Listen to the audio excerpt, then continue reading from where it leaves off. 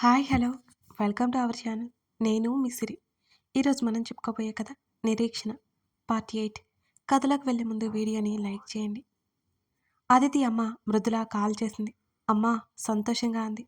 ఎలా ఉన్నావు అదితి అని అడిగింది మృదుల. బాగున్నానమ్మా. ఈ నెల మనీ వేసాను, చూసుకున్నావా? అమ్మ ప్లీజ్, నాకు మనీ వద్దని చెప్పాను కదా. తాతయ్య నాన్నమ్మ నన్ను బాగా చూసుకుంటున్నారు అని ముఖం చిన్నబుచ్చుకొని చెప్పింది అదితి. అదితి, నా తృప్తి కోసం కాదు అనుకో అని అంది మృదుల.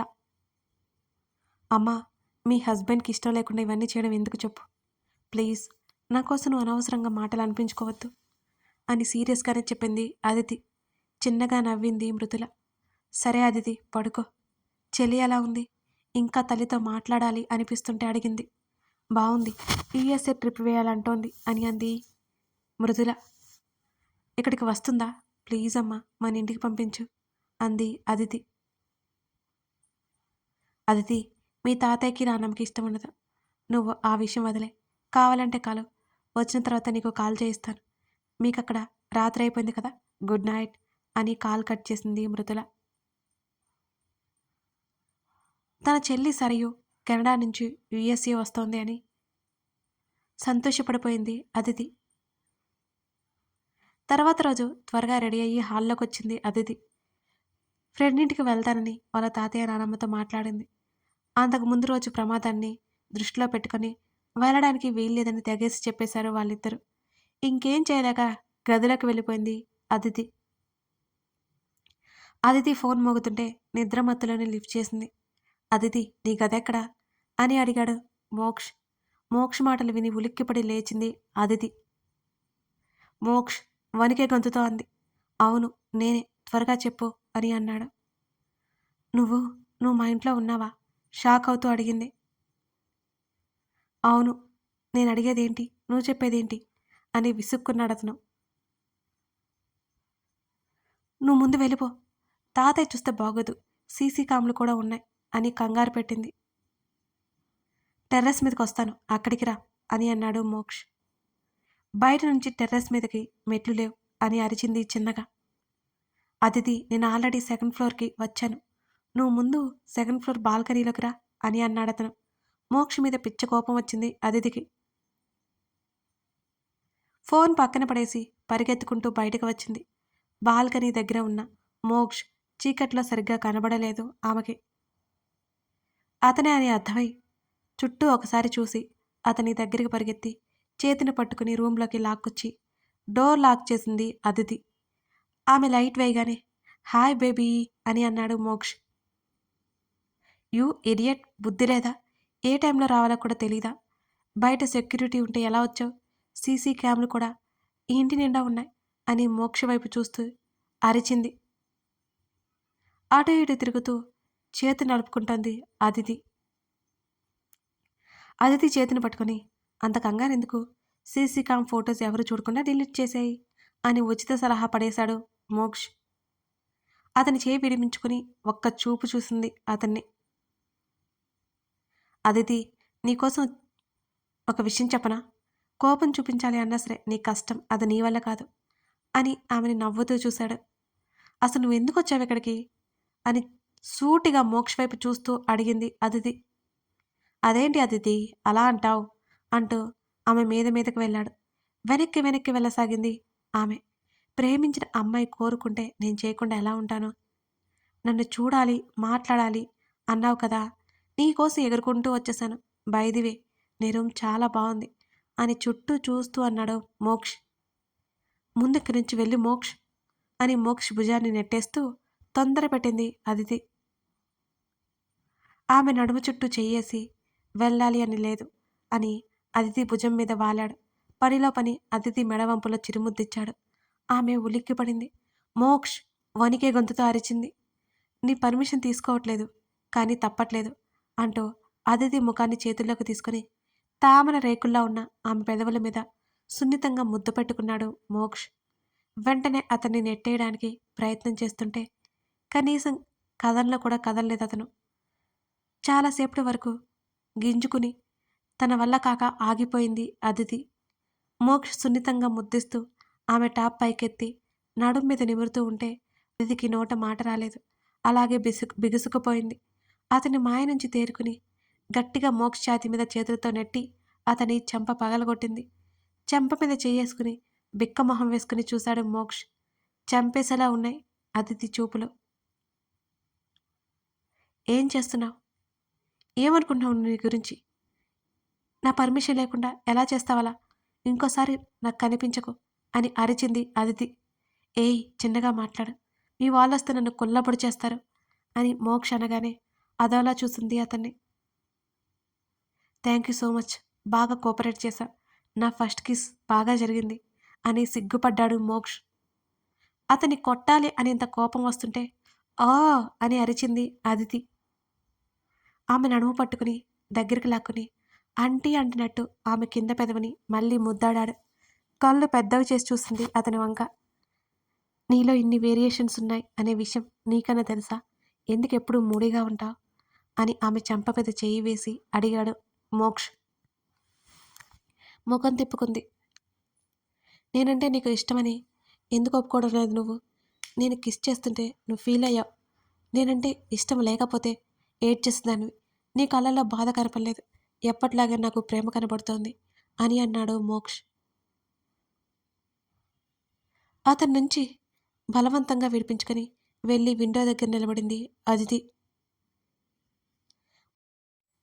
ఆమె మౌనం వెనుక ఉన్న కథ ఏంటో తెలియట్లేదు అతనికి. అదితి అంటూ ఆమె భుజం మీద చెయ్యేశాడు మోక్ష్. ఇంకొక క్షణం ఆలస్యం చేయకుండా మోక్ష వైపుకి తిరిగి అతన్ని గట్టిగా హత్తుకుంది అదితి. మోక్షకి ఏమీ అర్థం కాలేదు. ఆమె చేసిన పనికి దెబ్బకి షాక్ అయిపోయాడు అతను. కాసేపటి వరకు కన్నీళ్లు పెట్టుకుంటూనే ఉంది ఆమె. అదితి ఏమైంది? కాసేపటి తర్వాత అడిగాడు మోక్ష్. ఏం లేదంటూ దూరం జరిగింది.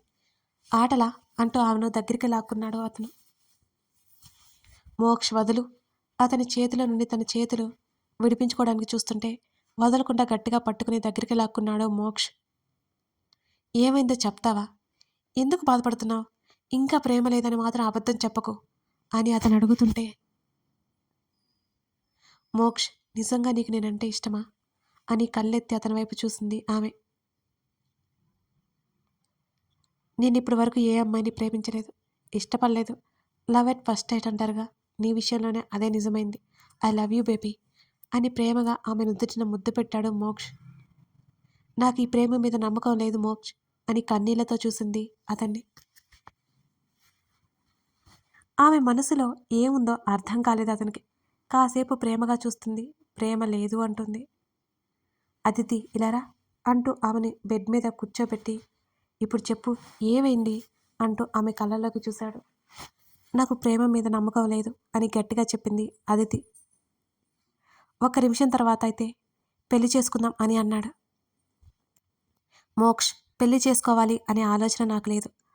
అసలు ఎందుకు వచ్చావు నా లైఫ్లోకి నువ్వు అని మోక్ష్ టీషర్ట్ కాలర్ పట్టుకుని ఏడుస్తూ అడిగింది. అదితి అసలు ఏమీ ఆలోచిస్తుందో, ఏమి మాట్లాడుతుందో అతనికి అసలు అర్థం కావడమే లేదు. అదితి నాకు అర్థం కావడం లేదు, ఎందుకు ఏడుస్తున్నావు నువ్వు? ఆమె కన్నీరు తొడవడానికి చేతిని ముందుకు పెట్టాడు మోక్ష్. ముఖం తిప్పుకుంది ఆమె. అదితి అంటూ ఆమె చేతిని పట్టుకుని దగ్గరికి లాక్కుని గట్టిగా హత్తుకున్నాడు మోక్ష్. దూరం జరగాలని అనిపించలేదు ఆమెకి. కొంత సమయం ఏమీ మాట్లాడలేదు మోక్ష్. కాసేపటికి దూరం జరిగి వెళ్ళిక అని మోక్ష వైపు చూడకుండా చెప్పింది అదితి. వెళ్ళను అంటూ బెడ్ మీద కూర్చున్నాడు మోక్ష్. ప్లీజ్ దీనంగా ఉంది అదితి స్వరం. నేను కూడా ప్లీజ్ అంటుంటే తాతయ్య చూస్తే అస్సలు బాగోదు. డోర్ వైపు చేయి చూపించింది. ఇంకా నటించకు అని అన్నాడు మోక్ష్. అతని ఎన్ని చెప్పినా వినడు అని ఆమెకు అర్థమైంది. అది కాదు మోక్ష్, నాకు ఈ ప్రేమ పెళ్లి మీద నమ్మకం లేదు అని అంది ఆమె. నమ్మకం వచ్చాకే నా ప్రేమ ఒప్పుకో అనగానే అలాగే చూసింది అతన్ని. ఏంటి అని అడుగుతుంటే తల అడ్డంగా ఊపి, సరే నేను ఆలోచిస్తాను వెళ్ళు అని అంది అదితి. ఆమె చేతులు పట్టుకుని లాగగానే వెళ్ళి మోక్ష్ ఒడిలో పడింది ఆమె. ఏటూ కదలకుండా అదితి నడుము చుట్టూ చెయ్యేసి ఆశ్చర్యంతో కళ్ళు పెద్దవి చేసి చూస్తున్న అదితి నుదుటి మీద ముద్దు పెట్టాడు మోక్ష్. పరవశించి కళ్ళు మూసుకుంది అదితి. మోక్ష్ నుంచి ఎటువంటి రియాక్షన్ రాకపోవడంతో కళ్ళు తెరిచి చూసిన తనకి నవ్వుతూ తన్నే చూస్తూ కనిపించాడు మోక్ష్. అతని చూపులకి తడబడి ముఖం తిప్పుకుంది పక్కకి. ఇంకా అతని ఒడిలో ఉన్నది గమనించుకుని లేవబోయింది. లేవనివ్వలేదు అతను. నీకు సమాధానం చెప్పాను కదా, ఇంకా ఏంటి అని అతని వైపు చూస్తూ అడిగింది ఆమె. అదితి ప్లీజ్ ఒకే ఒక్కసారి అని గారంగా అడిగాడు మోక్ష్. అనుమానంగా చూస్తూ ఏంటది అని అడిగింది ఆమె. ఒకే ఒక్కసారి అన్నాడు. చంపేస్తా వదులు ముందు అంటుంటే ఆమెను వెళ్ళనివ్వకుండా పట్టుకుని ఒక హగ్గిస్తే నీ సొమ్మెం పోతుంది అని అన్నాడు మోక్ష్. నువ్వు అడిగింది హగ్గా అంది. ఆ ఇంకేమనుకున్నావు అని అడిగాడు అతను. ఏం లేదు, అలాంటివేమీ కుదరవు. ముందు నువ్వులే, ఇక్కడి నుంచి వెళ్ళిపో, తాతయ్య చూస్తే బాగోదు అంటూ తలుపు వైపు చేయి చూపించింది అదితి. ఇంకాసేపు ఉండనివ్వచ్చు కదా అన్నాడు ముఖాన్ని దిగులుగా పెట్టుకున్నాడు. మర్యాదగా ఇంటికి వెళ్ళు బెదిరింపులోకి దిగింది అదితి. విసుగ్గా వదిలేశాడు ఆమెని. పైకి లేచి వెళ్ళమన్నట్టు సైగ చేసింది. రేపు నువ్వు మన ఇంటికి వస్తున్నావంటే నువ్వేం చేస్తావో నాకు తెలీదు. నువ్వు కనుక రేపు రాకపోయావనుకో అంటూ పైకి లేచాడు మోక్ష్. ఏం చేస్తావు రాకపోతే అని చేతులు కట్టుకుని సీరియస్గా చూసింది అదితి. అదితి ప్లీజ్ ప్లీజ్ రావచ్చుగా ఆమె గడ్డం పట్టుకుని బ్రతిమాలాడు. ఆమె నవ్వు ఆపుకోలేక నవ్వేసింది. గుడ్ గర్ల్ అంటూ అదితి తల మీద చేయి వేసి నిమిరాడు. అప్రయత్నంగా హత్తుకుంది అతన్ని. ఆమె చుట్టూ చేతులు బిగించాడు. కాసేపటి తర్వాత దూరం జరిగింది ఆమె. ఇప్పుడు నువ్వే హగ్గిచ్చావు అని అతను అంటుంటే తలుపులు తెరిచి బయటకు తోసింది మోక్షని. ఇప్పుడు ఎలా వెళ్ళాలి అని అన్నాడు అతను. ఎలా వచ్చావో అలాగే వెళ్ళు అని గట్టిగా చెప్పి తలుపు వేస్తుంటే చేతిని అడ్డుపెట్టాడు. అతని చెయ్యి తలుపులో పడిపోయి చిన్నగా అరిచాడు అతను. కంగారుగా తలుపు తెరిచి చూసింది. మోక్ష్ చెయ్యి పట్టుకుని ఊదుకుంటూ కనిపించాడు. ఏమైంది కంగారుగా అతని దగ్గరికి పరిగెత్తుకు వెళ్ళింది. ఏం లేదులే అని చేతిని వెనక్కి పెట్టుకున్నాడు మోక్ష్. చూపించంటూ చొరవగా అతని చేతిని పట్టుకుని చూడగానే ఏడుపు మొహం పెట్టింది ఆమె. మోక్ష్ వేలు నలిగి బ్లడ్ వస్తుంది. సారీ మోక్ష్, నేను కావాలని చేయలేదు అంటూ అతని చేతి మీద గాలి ఊతుతోంది. నాకేం పెయిన్ లేదులే, డోంట్ వర్రీ. సున్నితంగా చేతిని వెనక్కి తీసుకున్నాడు మోక్ష్. తన కోసం ఆమె ఫీల్ అవ్వడం అతనికి బాగా నచ్చింది. లేదు రా ఫస్ట్ ఎయిడ్ చేస్తాను అని ఆమె అంటుంటే ఏం వద్దు, నువ్వు ఇంటికొస్తున్నావు గుర్తుపెట్టుకో, బాయ్ చటుక్కున ముందుకు వంగి అదితి బుగ్గ మీద ముద్దు ఇచ్చాడు. ఆశ్చర్యంగా చూస్తుంటే బేబీ బాయ్ అని నవ్వుకుంటూ వెళ్ళిపోయాడు. ఆ తర్వాత రోజు ఉదయాన్నే సీసీ కెమెరాలో రికార్డైన ఫోటేజ్ డిలీట్ చేసింది ఆమె. తాతయ్య ఫ్రెండ్ ఇంటికి వెళ్ళాలి అని విశ్వనాథ్ని అడిగింది. అదితి నిన్ను బయటికి పంపించడం కుదరదు అని ఖచ్చితంగా చెప్పాడు విశ్వనాథ్.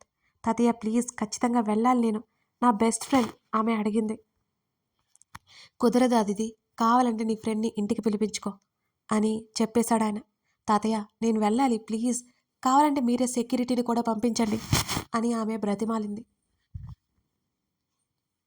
కొన్ని క్షణాలు ఆలోచించిన తర్వాత సరే అని చెప్పాడు విశ్వనాథ్. సంతోషంగా ఆయన్ని హత్తుకుని థ్యాంక్స్ తాతయ్య ఆయన మెడ చుట్టూ చేతులు వేసి చెప్పింది అదితి. తన మనవరాలు ఎప్పుడు ఇంత ఎక్సైట్ అవడం చూడలేని విశ్వనాథ్ ఆశ్చర్యపోయాడు. బాధ వచ్చినా సంతోషం వచ్చినా చిన్న నవ్వుతో ఎదురొచ్చే తన మనవరాలు ఈరోజు ఇంతగా నవ్వుతోంది అంటే ఆశ్చర్యంగానే ఉంది ఆయనకి. అదితి సంతోషం ముఖ్యం కాబట్టి ఆ ఫ్రెండ్ ఎవరు ఏంటి అని రెట్టించి అడగలేకపోయాడు విశ్వనాథ్. ఎప్పుడు వెళ్తున్నావురా అని మాత్రం అడగ్గా ఇంకాసేపట్లో బయలుదేరుతుంది తాతయ్య, నేను ఫ్రెష్ అవ్వాలి అని గదిలోకి పరిగెత్తింది. ఏవండి అదితి ఇంత సంతోషంగా ఉండటం ఎప్పుడైనా చూసారా అంటూ భర్త పక్కకు వచ్చి కూర్చుంది శకుంతల. లేదు శకుంతల, ఏదైతేనేమి అదితి సంతోషం మనకు కావాలి. ఒకవేళ తను ఎవరినైనా ఇష్టపడినా ఆ అబ్బాయి ఎవరు ఏంటి అని కూడా చూడను, పెళ్లి చేసేస్తాను వాళ్ళకి. నా కొడుకు కోడలా తయారయ్యి మరో అదితి మిగలకూడదని నా కోరిక అని కళ్ళజోడు పెట్టుకున్నాడు విశ్వనాథ్. అదితి జీవితం బాగుండాలని దేవుణ్ణి కోరుకుంటోంది శకుంతల. సాయంత్రం మోక్షింటికి బయలుదేరింది అదితి. కథ మోక్షతో ఆమె ప్రేమ ప్రయాణం ఎలా కొనసాగించినట్టేనా? అదితి చెల్లి సరయు రాక వారి జీవితాల్లో ఎటువంటి మార్పులు తీసుకురాబోతుంది? ఇవన్నీ తెలియాలి అంటే ఈ కథను మీరు చూడాల్సిందే. మర్చిపోకండి లైక్ చేయడం, కామెంట్ చేయడం. వెళ్ళే ముందు thank you for watching this video.